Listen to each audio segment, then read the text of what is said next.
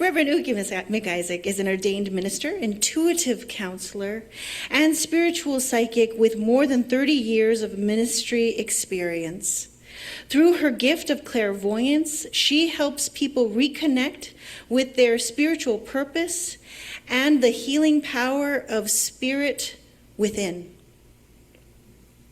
A 2-time survivor of life-threatening illness, Reverend Uki's life is a testament to resilience, faith, and service. Now living in Las Cruces, lucky us, now living in Las Cruces with her husband Gary, lucky us again, he fixed our door. She continues to teach, inspire, and offer meditation and angel message gatherings in our community. Please join me in offering a warm welcome to Reverend Uki MacIssac.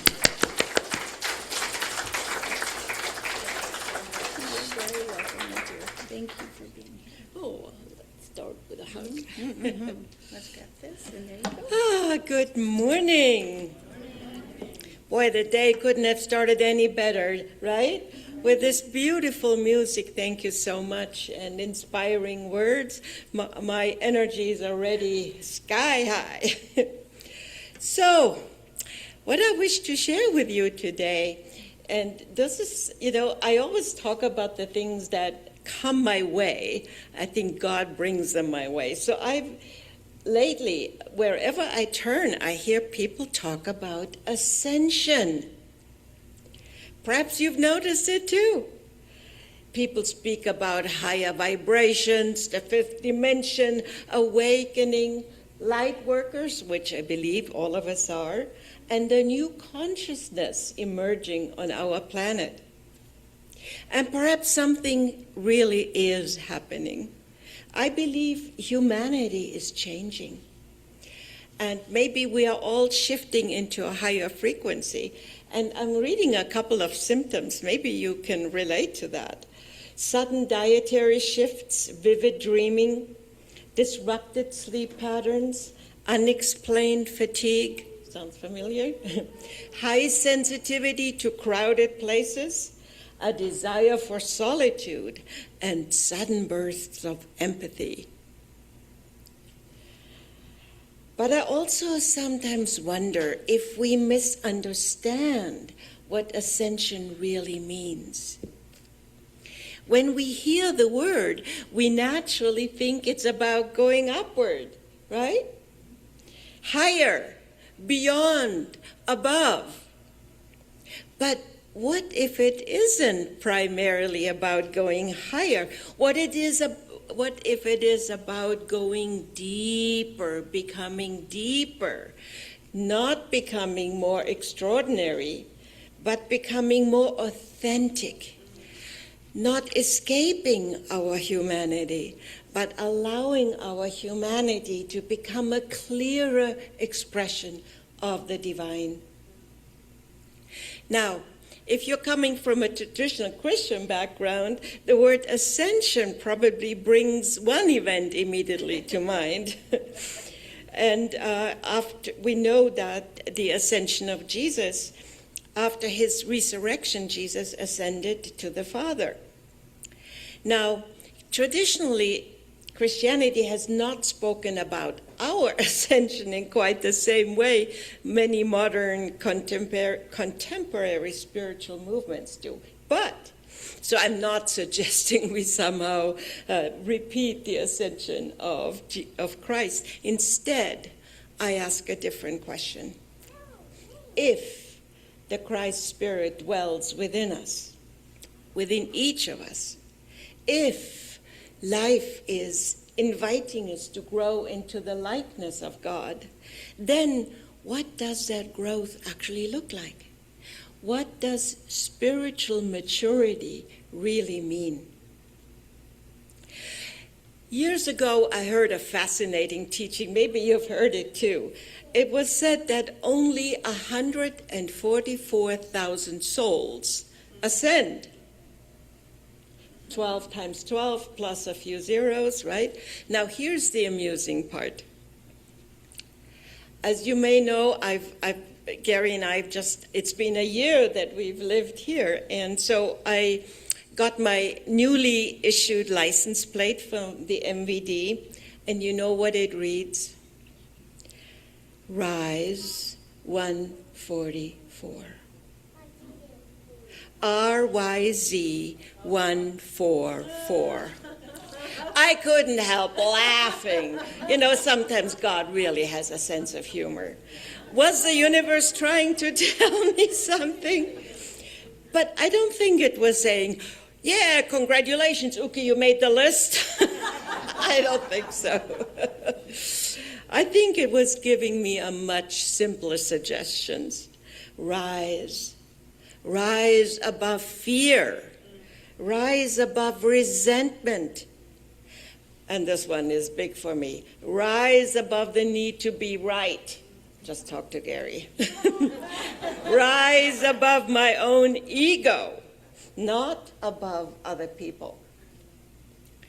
Above those parts of myself that keep me from loving more fully. So now every time I get into my car, that little reminder is waiting for me. I do believe that the soul evolves. That's what we're all here for, right? And it doesn't always feel like, it's certainly not a straight line up, isn't it? So life, infinite life, is always and forever expressing through us. Our task is not to become more divine. We already are expressions of the divine. But maybe our task is to remove everything that keeps us from living that truth. Science of Mind teaches unfoldment. Many spiritual traditions see life itself as a school for the soul. I believe that. But somewhere along the way, we can accidentally turn spiritual growth into a competition. The ego is amazingly adaptable. If it can no longer boast about wealth, it boasts about spirituality. I meditate every day. Well, thank God that's mostly true. I've raised my vibration. I'm already living in the 5th dimension. Is that part of the gestures? I've transcended all that. See, the ego simply puts on white robes. Sometimes I smile when people argue about who is ascending and who isn't. Isn't that an interesting contradiction? If I have to convince myself that I'm more evolved than someone else, have I really become evolved? The soul evolves, but evolution is not the same as superiority. There are no gold medals in heaven, as far as I know. Every soul is exactly where it needs to be for the lesson it is here to learn. And no two journeys are ever the same. There's a lovely little Zen story. A student proudly tells his teacher, "Master, I now meditate 3 hours every day." Teacher nods. "So now I'm increasing it to 6 hours." Again, the teacher nods. Finally, the student asks, "How long before I become enlightened?" Teacher smiles. The one who is counting the hours is the one who cannot become enlightened. Ouch. The problem wasn't meditation. The problem was the one who wanted to become someone else because of it. See, there is a precious quality called humility. And humility has always been one of the hallmarks of genuine wisdom. Just look at, for example, the Dalai Lama, a living example of humility. Carl Jung once wrote, I have to say Carl Jung because he's actually German. Carl Jung once wrote, "One does not become enlightened by imagining figures of light, but by making the darkness conscious." One does not become enlightened by imagining figures of light, but making the darkness conscious. What a remarkable insight. Perhaps it isn't about collecting more light. Perhaps it's about bringing light into the places within ourselves that still hurt. Many indigenous traditions speak about soul retrieval. Not because the soul is broken, but because parts of ourselves become hidden or almost scattered through fear, trauma, shame, and grief. Healing happens when those forgotten parts are welcomed home again. Perhaps ascension is not climbing away from ourselves. Perhaps it is becoming whole. The soul does not evolve by leaving life behind. It evolves by loving life more deeply. When I look at Jesus, I don't see someone trying to rise above humanity. I see somebody entering it completely. He sat with ordinary people. And perhaps most remarkably, he washed the feet of his disciples. Think about that. The highest consciousness kneels. The closer we come to God, the more humble we become. I'm sorry? Not because we think less of ourselves, but because we think less of or about ourselves. Love naturally turns our attention outward.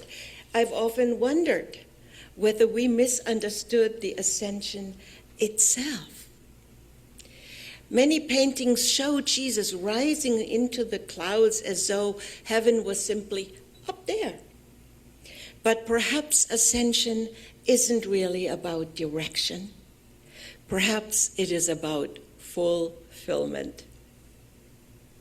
Look at the journey that came first: birth, temptation, service, compassion, misunderstanding, suffering, forgiveness, resurrection.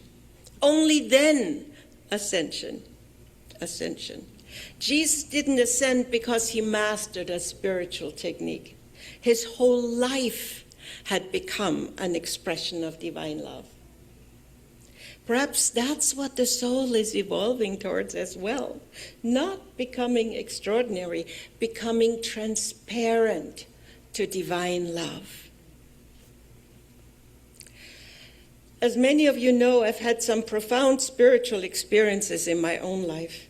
Some were beautiful, some were very challenging.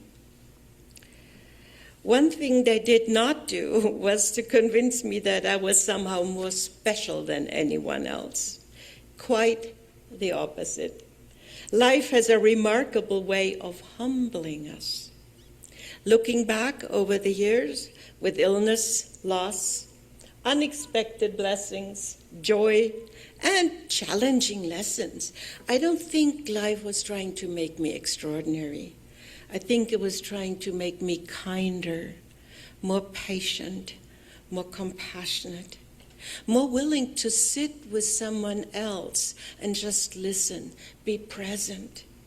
And perhaps that's what the soul is really learning. I got to tell you a quick funny story because you all look so serious right now. Okay, so 2 mountain climbers, Bob and Dave, were attempting the final brutal ascent of K2. They were tied to the same rope in a deadly blizzard. Suddenly, Bob slipped off a cliff face and was dangling in the freezing wind, unable to climb back up. Bob, are you okay?" Dave yelled into the whiteout. "Dave," Bob yelled back weakly, "I'm freezing. I can't hold on, and I think I'm seeing the light." Hold on, Bob, I'm throwing the rope down to you. Dave, Bob cried out, the light is getting brighter. I see angels and ascended masters. Don't look at the light, Bob, just grab the rope, Dave screamed. So, I'd like to leave you with one final image. Imagine a beautiful mosaic made from thousands of tiny pieces. One piece falls out. You spend years polishing all the remaining pieces, making them brighter, more beautiful. Yet, something is still missing, because one piece never came home. Maybe that missing piece is your grief or your wounded child, that little girl or boy within, or someone you have never forgiven. Ascension, in my opinion, is not polishing the pieces that already shine. It is lovingly finding the missing piece and placing it back where it belongs. So yes, only then does the whole picture emerge, does it? Only then do we become whole. Yes, I do believe the soul evolves. I believe every experience, joyful and painful alike, is inviting us into greater wisdom, greater compassion, and greater love. But I no longer think the soul evolves by becoming more impressive. I think it evolves by becoming more authentic, more compassionate, more forgiving, more humble, more able to recognize the divine in ourselves and in one another. Perhaps the question is no longer, am I ascending? Perhaps the better question is, am I allowing the Christ within me to become a little bit more visible? Not someday, today. One act of kindness, one courageous forgiveness, one moment of humility, one open heart at a time. So perhaps this week, instead of asking, how can I become more spiritual, we can ask, how can I become more authentic, more compassionate, more present, more willing to love even the parts of myself I have rejected? See, that may be the missing piece, the thing I hold judgments about. And so now I invite you to shift gears and move into a short meditation. Maybe gently close your eyes. Take a slow, deep breath and let it go. Again, breathing in peace and breathing out anything you no longer need to carry. Allow your body to settle. Allow your mind to become quiet. There's nothing to accomplish in these next few moments. Simply be present. Now imagine that deep within your heart there is a gentle flame. It is not a flame that burns. It is a flame of divine presence, the Christ light, the light that has always lived within you. Perhaps life has covered it with fear or disappointment or grief or self-doubt, but it has never gone out. Now imagine that this gentle light begins to grow. Not brighter because you are becoming someone different, but brighter because you are allowing yourself to become more fully who you already are. There is nothing you have to earn, nothing you have to prove, nothing you have to achieve. Only a willingness to let love shine a little more freely through you. Perhaps there is one part of yourself that has been waiting patiently to come home. A fear, a sadness, a forgotten dream, a wounded memory. Without trying to change it, simply welcome it. As though the light within your heart gently whispers, you belong here too. Feel that beautiful sense of wholeness, not perfection, wholeness. And now silently ask yourself one simple question. How is life inviting me to let the Christ within me become a little more visible this week? Do not search for an answer. Simply trust that one will arise in its own time. Take one more slow breath. Bring this awareness back with you. And when you are ready, gently open your eyes. And let's come into a closing prayer.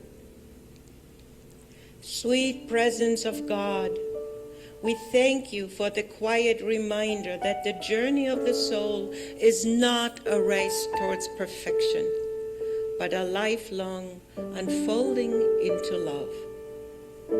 Thank you for walking with us through every season of life, through joy and sorrow, through certainty and doubt, through moments when we feel strong and moments when we feel wonderfully, humbly human.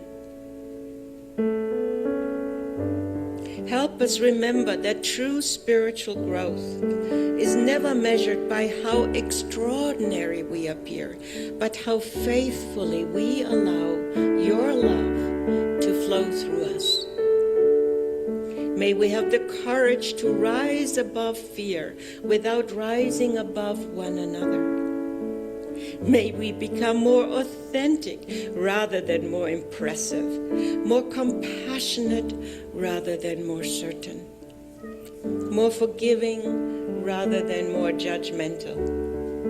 And may the Christ presence within each of us become just a little more visible in our words, in our thoughts, in our relationships, and in our daily choices. Source of all, bless each person gathered here today. May we leave this place carrying not only inspiration, but also the quiet willingness to become instruments of peace wherever life leads us. For we know the soul is always growing, always learning, always awakening, and always held within your infinite love. For this and for the gift of one another, we are deeply grateful. And together we say, and so it is. Thank you.